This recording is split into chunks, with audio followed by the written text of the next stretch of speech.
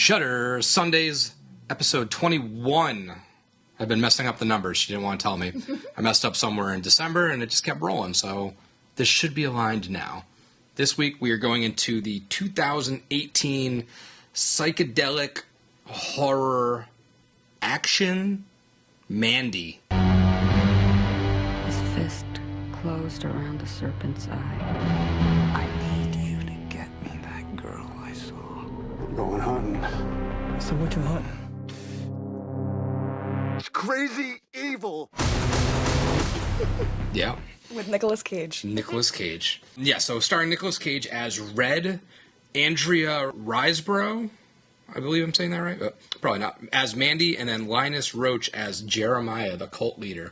There was a handful of other little culties in there, but I didn't catch all their names. But want to give a quick little rundown on Mandy. Yeah, so this was actually my first time watching Mandy, so it was a very interesting first watch. But Mandy and Red are happily in love with each other, and they are quaint and quiet at home. When cult leader Jeremiah spots Mandy one day unexpectedly, he becomes infatuated with her, which ultimately he ends up kidnapping her and drugging her right before Red's eyes, and now Red is out for vengeance on the hellacious demon bike crew and their leader to avenge Mandy. The bikers. The That was an bikers. interesting, weird It was, little... This yeah. is...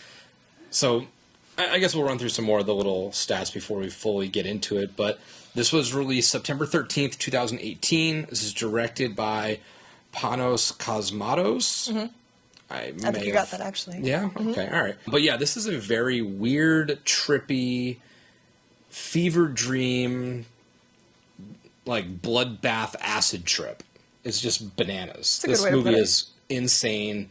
The visuals are off the hook. The soundtrack is pretty cool. The story is pretty basic, pretty much where that lands off. But this was, I kind of had fun with it. It was on the longer side of things. I think it clocked in, 2.5? Over 2 hours, a little bit. Over I think 2 hours. 2:15, maybe almost 2:20. Yeah, this was definitely one of the longer watches. But like I said, that surreal, the visuals are really cool. It's hard to describe, but it's very flashing red lights, just quick shots. Kind of like an just LSD trippy. trip. Not to cut you off, but very funky colors. It was very and stuff. trippy in that sense. So let's get into the Shudder Skull rating. What do you think Mandy garnered on the Shudder Skull rating? So I saw the Rotten Tomatoes critics rating, but I didn't check Shudder. I would, if I had to take a guess, I would say this is 4 skulls out of 5. Ding, ding, ding. 4 out of 5. Seems to be the comment. I wonder what the They're very percentage fair. is. I know, I do too. So for Rotten Tomatoes then, you said you might have peaked. At the time of when I took my notes, this is what they were at. Okay. What do you think the critic score for Mandy is or was at the time? Like I said, I did only look at the critics. I didn't see the audience. So if I recall correctly, I think it was a 90%. It's 90% is what I had for my notes. Now the audience rating. Do you want to take a stab at the audience rating? I'm going to say a little bit lower. Yep. 85. 68% Really? from the audience. Not as favored. I'm surprised. I saw a lot of good reviews on this. Yeah, I feel like this is one of those movies where you can watch and sort of sense that critics would like it more so than some audience members. But one interesting note that I did find was that Nicolas Cage, his marriage at the time of filming his 14-year marriage to Kim Cage it suddenly ended. And he kind of said that a lot of this performance is where his emotions, where he put them. So as you can see, is very Interesting. as Nicolas Cage as it can get at times. This is a very Cage-esque performance, but a lot of that came from the true life trauma that he was going through at the time, and he needed somewhere to kind of push those emotions, and he said he pushed them into this film. But I had some fun with it. That trippy, fever dreamish style is not something I necessarily gravitate towards immediately. I know that's more your I do like that realm, I yes, guess. that vibe. The synth score was pretty cool. I figured, other than the runtime, it had all the makings for a Jamie movie. It did, which is a little disappointing because, after reading reviews and stuff like that, because I did only watch this one time, it was kind of a tough watch for me since the over 2 hour time run, and then it doesn't really get going until about 45 minutes left in the movie. So this was tough for me, and when I was reading a couple things over, I was like, man, it was kind of disappointing just because, the way this was shot and the soundtrack, like Nick was saying, this is like right up my alley. The Horn of Abraxas blood for blood scene was pretty cool when he like took the horn out and the bike demons showed up. I thought that was shot really cool. It was very like foggy. It was weird because everything in this movie it has the sense of like that 80s fantasy, and it was pretty grounded. And then there's these like creatures that ride motorcycles around, and they're like demon spawn or whatever. Kind of threw me off. I feel like it had a lot of differing kind of like tones and like settings and characters and kind of like a hodgepodge of just thrown into the movie. Were you talking about the scene where they kind of like pull up in the woods and it's like all foggy and they pull up on their bikes? Yeah, that kind of reminded me of the Lost Boys when they pull up on their bikes in the middle of the woods when they go kill the teenagers on the cliff. So I thought that was a pretty cool shot, actually. Yeah, this was extremely slow paced. Very slow paced. The first hour in, I'd say 10 minutes could probably be summed up in about 10 minutes. You could sum it up by there's a cult, there's a couple, the cult leader is just kind of admiring the woman, he takes her, ends up not so well for her, and then Nicolas Cage is out for revenge. And that's like the first hour and 10. You could watch it on fast forward, probably. You don't miss a whole lot. You miss some cool visuals and stuff like that, but not storyline. And I was going to say, it sounds like such a simple plot line, but I feel like it really dove into the... How do I explain it? I feel like this is one of those... I'm surprised you enjoyed this so much, because I feel like, and after seeing the critics' ratings on Rotten Tomatoes and stuff, that this is kind of one of those, like, made for the critics like kind of movies, kind of like artsy. I don't want to say stuck up artsy fartsy, but kind of stuck up.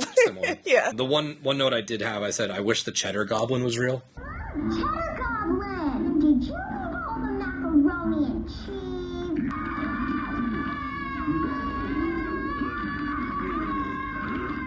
The Cheddar Goblin might be the unsung hero of this movie. That was so like 80s, 90s TV commercial. Yeah. I wish the goblin was real. The Cheddar Goblin. The Cheddar Goblin. I put that it took until like the bathroom like scene to set. That was the first time we got like a fully like lit scene. Yes. Everything other than that was like very dark or reds, and it was such a jarring like switch. And I was like, okay, this is kind of, that's like for me the pinpoint of when the movie like shifted.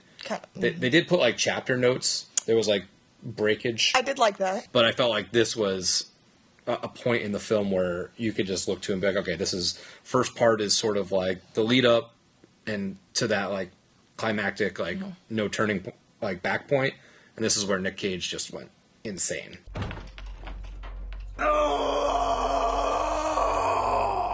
Full on, he broke out of the cage. Yeah, I put, this was Nic Cage I was waiting for, let's fucking go. I was ready for this. Or just chug bottle of vodka, right? Scream, smash stuff.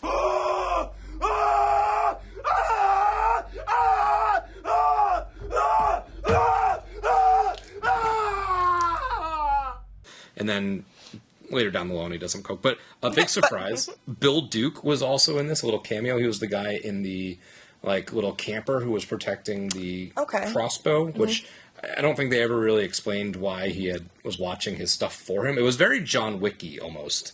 This movie reminds me of John Wick a lot. Some reviews I was reading, which is more so for me, just Reddit followings for this movie as well. A lot of people were referring to John Wick when they were talking about it too. Yeah. So you're not the only one. But Bill Duke, obviously an 80s actor, he played Mac in Predator and Cook in Commando. So it kind of fit in with like that 80s aesthetic. So 80s action kind of blended with this movie a little bit. But I also put, don't fuck with coked up bloody Nic Cage. You're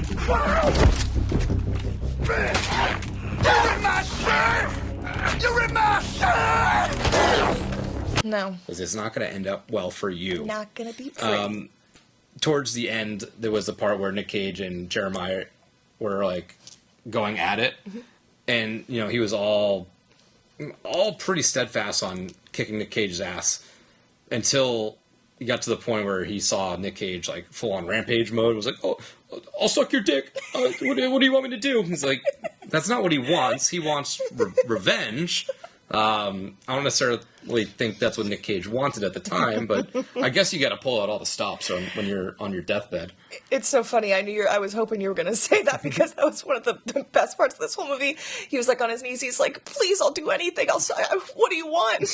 This was all part of your journey. I'll blow you, man. I'll suck your I'm like, that's all you could think of at like something like this. What I want is to rip your head off. That's what I want to do, and that's what I'm going to do. Because I guess he was trying to you murdered my wife. pull out all the stops. He went out swinging or sucking. He was trying to, at least. He's like, "Listen, buddy, I don't do this often, but you're in luck." Yeah, just for you, I'm gonna break this bad boy out. But I did put that Mandy is sort of this unforgettable descent into myth and madness. Whether you like it or not, it is kind of an unforgettable experience. It's very entrancing, I feel like is a good way to do it. And I feel like the actress who played Mandy, I feel like, how you said too, the kind of first half of the movie didn't really have much dialogue and stuff like that too. But even I feel her character is just very like enticing too, and kind of has that like ethereal feel to her, which you could feel throughout the movie too, with the coloring and the soundtrack. And this was probably my favorite aspect of the film itself. Yeah, I did think for a little bit that we were in for another Willy's Wonderland. I didn't think Nic Cage was going to talk. I thought it was going to be another silent performance, but then he didn't have a lot of lines. But, Thank God he did, though. It was mostly action style, but we'll get into it, I guess, when we get into our review. So let's get into those. Let's get into the good. What did you have for the good of Mandy? So I previously, as I mentioned a little bit, even though this was a very long watch for me and kind of hard for me to keep my focus, I did really enjoy the color palette, the 80s vibe and aesthetic that he had, the kind of fever dream-esque feel that this film had to it. And I feel like if I sat down and had another watch through of this, I would probably enjoy it more and appreciate it a little bit more. I just feel like my first watch into it, I was kind of trying to dissect everything and kind of get a feel what was going on. But I just wish it was cut down a little bit because I feel like I would have enjoyed this a lot more had it been maybe an hour, 45 minutes. But I do enjoy Nick's character, like you said. I did expect him to kind of be the more monotone as he is in Willy's Wonderland and stuff like that too, but I'm glad that they implemented the action in this kind of with a big bang when it did start, because I really feel like it helped it get that boost that it needed to get going. Yeah, I put the visuals. It was shot very well. The lighting was really cool. It aided in that fantastical atmosphere that they were trying to go for. And Yeah. I dug that. It was different. I don't search out fantasy style videos or movies, but for me, it just kind of worked. It was something so fresh and surreal. It was different. I liked it. The lighting obviously goes hand in hand, and I put Cage being Cage.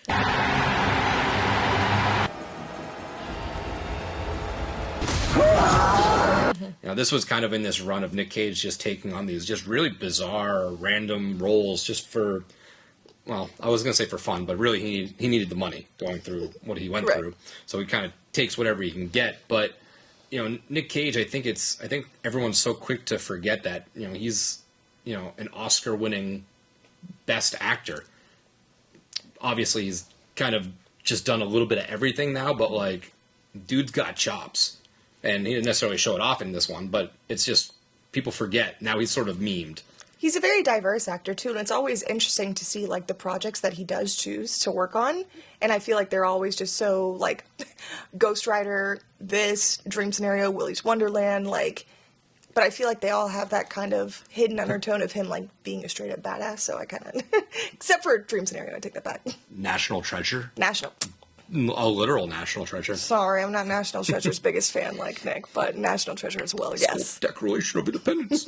So let's get into the bad then. So what did you have for the bad of Mandy?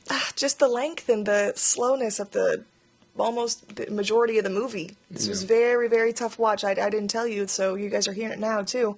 I fell asleep a little bit on and off during this when I was trying to watch it, so I had to go back and kind of rewind a little couple times, and then when the part where he was begging him to suck his dick, I was like, oh my god, what's going on? I need to rewind this. I must have missed some good stuff. So the slowness of it for me, and kind of goes back with the good, but I really did like the demon kind of underworldly bikers that we had mentioned a little bit early on. I feel like this could have gone more to a culty creature flick in that sense, if it stood more with those characters or kind of like went deeper into that and focused more on them. But I do like the route that they chose, but just little nitpicky things, I feel like. That did seem...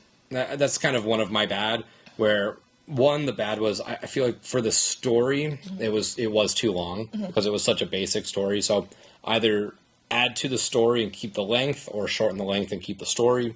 But I did feel like there was aspects I wanted to learn more about. I wanted to learn a little bit more about the cult itself, maybe the origin of it, what was he promised. Like, I wanted to see the inner workings of how he brainwashed them. I would have liked to have another underlying story of, like, why... in particular was Red's wife so attractive to him? Was it just a attractiveness thing, or I would have built some biblical storyline where it's like, oh, she was the goddess that he was looking at, something like that made it so that he needed her.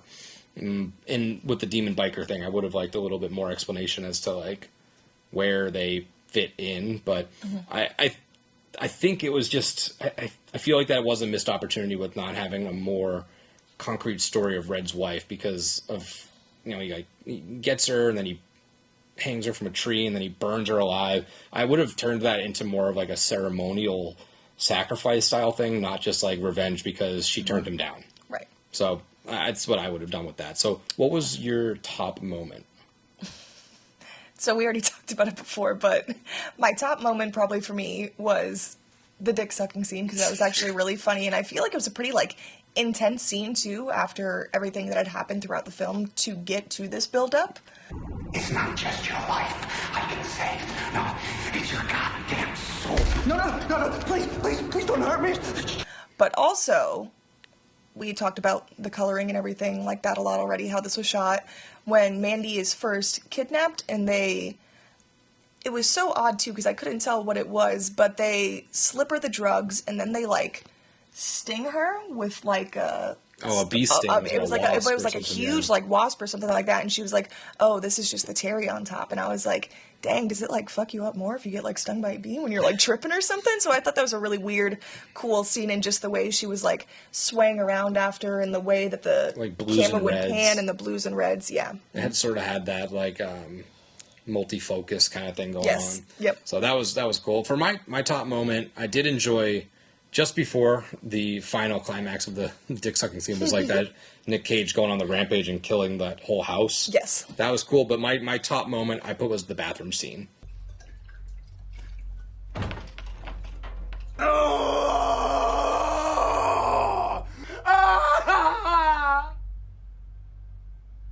I thought Nic Cage just like letting loose, chugging vodka, just different cuts of him screaming and like getting ready. It was just the breaking. It was cool to see. Weird to say, but it was cool to see somebody's psyche just snap. You know, he went from being the husband to this spiral into this like crazy badass mission, and that was the turning point where he just absolutely clicked. So I enjoyed that one. What would you change? I think I know what you would change, but I would. And I feel like I've been repetitive on this a little bit though, but there wasn't too much to dissect with this film, I guess. So definitely would change the length. Movies for me have a very short attention span, which is unfortunate for how much I do like watching movies. Usually an hour and a half, hour to 45 is pretty good little range for me. And I just wish there was a little more depth in the first half of the film as well, kind of that more story into Red and Mandy, because I feel like I kind of had a hard time picking up on what was going on for that first hour or so, just because it was a lot of clashing ideas, it seemed like. Yeah.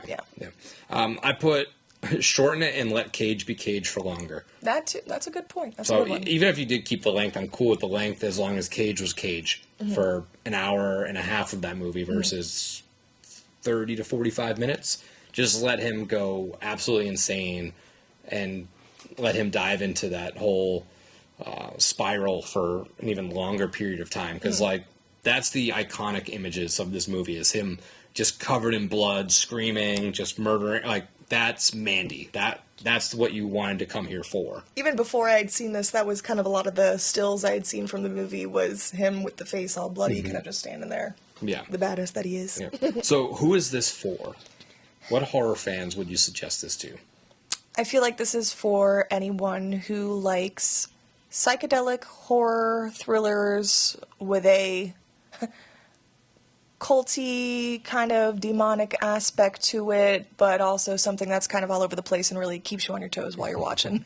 That's a very niche group there. Yeah, so. Yeah, I just put, if you don't want something that's like super heavy, deep, that you have to like focus in on, and you're okay with the length, just throw this on. It's like a bloody acid trip. It's A bloody acid trip, that's good. It's not super horror, it's gore, but it's still in that world enough for us to make note of it. So, Fear and Beer rating scale, fear scale 1 through 5, how scary was this film, and a beer rating of 1 through 5 of how good this was. What is your fear rating for Mandy? My fear rating for Mandy is 2 fears. 2 fears? I give it a 1.